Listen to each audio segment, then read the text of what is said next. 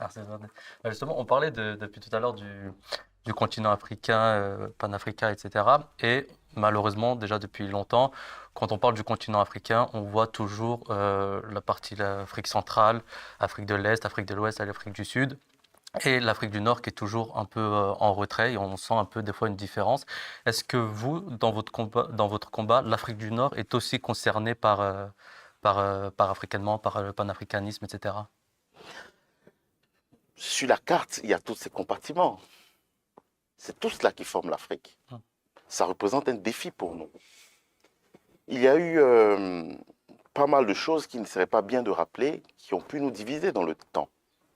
Que ce soit certains traitements.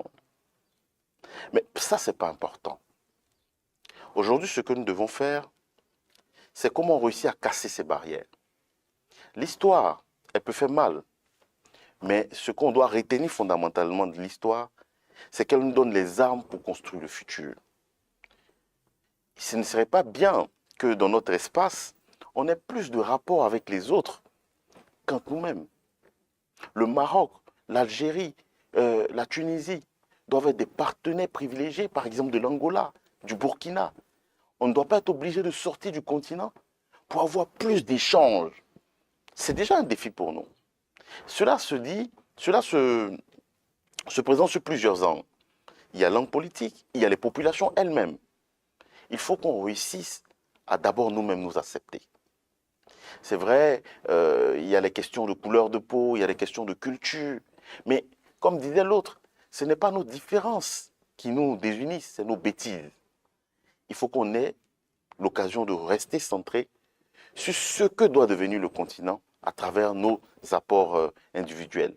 Je pense que c'est l'occasion de sensibiliser par cette émission pour dire que nous sommes tous africains. C'est un espace géographique qui a une histoire. Nous sommes garants de cette histoire. Nous sommes garants de cette culture. C'est toutes ces différences-là qui font la beauté de notre continent africain.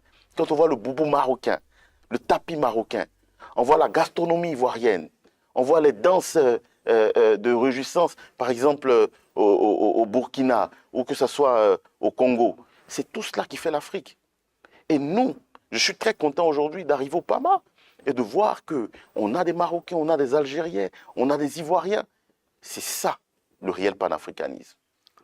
Celui qui rassemble et non celui qui désunit. C'est ça en réalité.